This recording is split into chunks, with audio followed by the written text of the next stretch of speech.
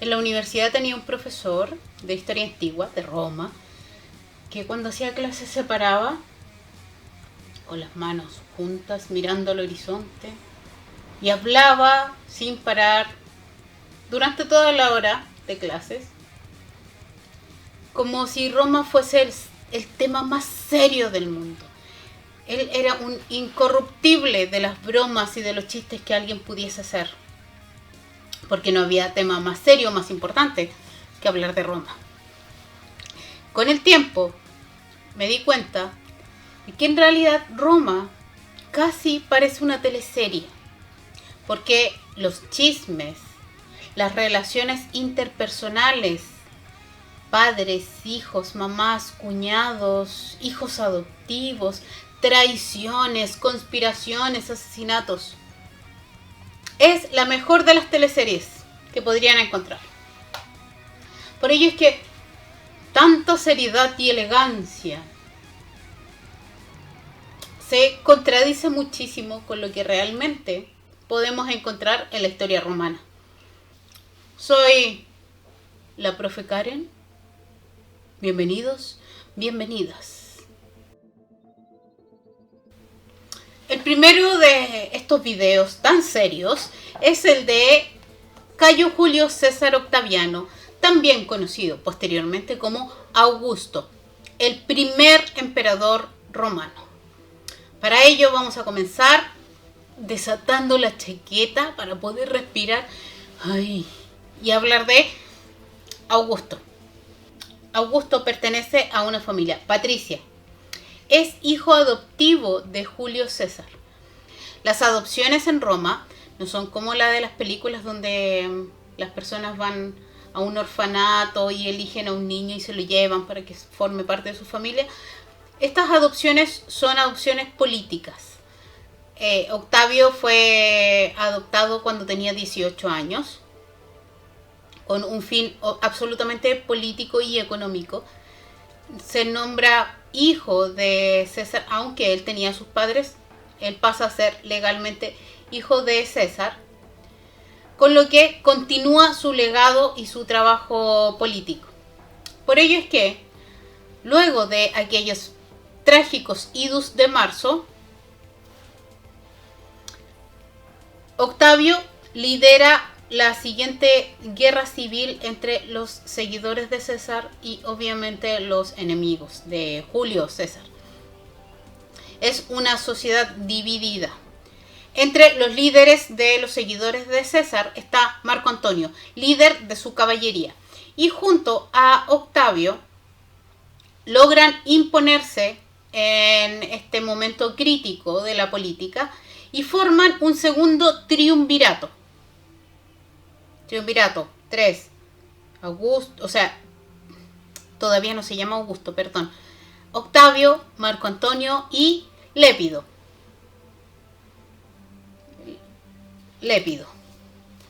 Forman un triunvirato. Durante 5 años tienen una plenitud de poderes. El Senado les entrega el poder a ellos como cónsules. Octavio permanece en Roma y a cargo de las provincias, especialmente de Egipto, queda Marco Antonio. Marco Antonio llega a Egipto a tratar de organizar y Napo termina enamorado, casado con Cleopatra, poniéndose casi en contra de Octavio. Algunos dicen que por ideas de Cleopatra.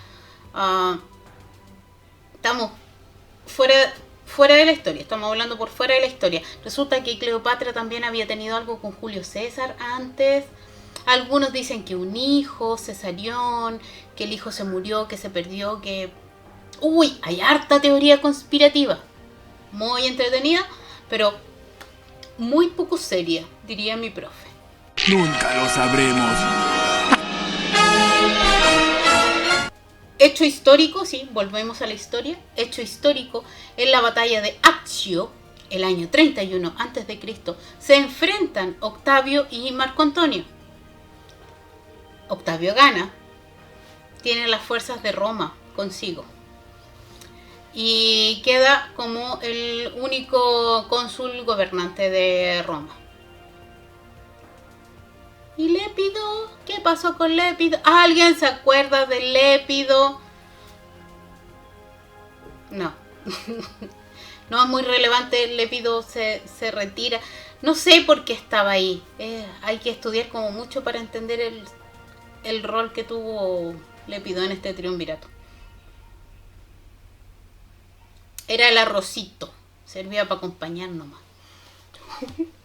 Qué feo. Octavio gana. Eso es lo que nos importa en este momento. Octavio gana y el año 29 a.C. recibe el título de princeps, de príncipe. Y 2 años más tarde le entregan el título de Augusto. Augusto es un título, como conde, duque, rey, príncipe, César Augusto. Es un título que pasa a ser su nombre y que significa sublime. ¡Oh my God! ¡Wow! ¡Oh my God! El Salvador, el superior, el ser supremo, el gran Kaiosama, Augusto. Poco a poco va recibiendo cada vez más honores y finalmente el 23 a.C. recibe el Imperium Proconsular.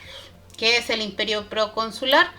Es el título que le otorga el mando del ejército. Vamos sumando, ya es el supremo sublime. Es el que tiene el mando del ejército de todas las provincias. Ahí está el mapa. Roma era enorme. Bueno, él estaba a cargo de todo eso, de todos los ejércitos. Y tiene además el poder tribunicio. Reemplaza al tribuno de la plebe. Él representa a los patricios y representa a los plebeyos. Eso es acumulación de poder en una sola persona. Incluso tiene el título de Pontífice Maximus. Es el jefe supremo de la iglesia. ¿Cuál es el resultado, las consecuencias de todas esas atribuciones que tiene Octavio, ahora llamado Augusto? Es que finalmente es el primer emperador. Comienza la época del Imperio Romano. Era el poder absoluto en una sola persona, disimulado de alguna manera porque todavía existe el Senado. Pero la verdad es que el poder del Senado es mínimo. Es más bien una asamblea para consultar y para proponer ideas, pero las magistraturas siguen funcionando, los ediles, los pretores, toda la organización administrativa continúa tal cual. Solo que, ¿quién manda? Claro que Augusto siempre decía que él quería prolongar la república, que estaba muy a favor de la república, pero ese era su discurso, todo lo que hacía era lo contrario. Por ejemplo, crea una organización administrativa fiel y leal directamente al emperador que lo ayudara a organizar y gobernar cuando él no estaba en Roma. Por ejemplo, tiene también muchas reformas en cuanto a la organización territorial. Divide los dominios del imperio entre provincias senatoriales e imperiales y realiza muchos cambios en el tema de los impuestos. Por ejemplo, crea un erario imperial, es decir, como una gran caja de ahorros del imperio llamado fiscus. Fiscus. ¿Les suena a ustedes el fisco? Fiscales. Ay, los romanos están presentes en cada cosa de nuestras vidas. Ya hablaremos de ello más adelante. Y como si esto no fuera poco de organizar todo, se preocupa de embellecer la ciudad de Roma, como construyendo templos, el más famoso de ellos, el templo Apolo Palatino, santuarios para Minerva, Juno, Júpiter y un foro, el foro romano. Sin duda, lo más destacado del gobierno del primer emperador romano es establecer en todos los territorios la Pax Augusta. Esta Pax Romana o Pax Augusta significaba que dentro del Imperio Romano estaba prohibido pelearse entre provincias. Bien, ya cumplí mi misión aquí. ¿De qué misión está hablando? Usted no hizo nada. Ah, no. A la muerte de Augusto se le rinden honores a nivel dios a él y a su esposa Livia. Livia encarna el rol de la mujer perfecta para los romanos, la mujer que acompaña, que organiza la casa, que es fiel a su marido, que no se interpone en sus ideas, la perfecta compañera, la dueña de la vida privada. Es la que organiza y es dueña de la casa y la vida privada. ¡Ja! Ahí sí que no gobernaba Augusto. Les apuesto que en esa casa mandaba Livia. Y de aquí en adelante, la serie de emperadores que sigue es tan variopinta. Hay de todo. Desde los más buenos hasta los más malos. Desde los más locos hasta los más menos locos. Lo vamos a ver en el siguiente video, donde hablaremos de los sucesores de Augusto y su particular familia. Soy la profe Karen de Historia. Cuídense mucho.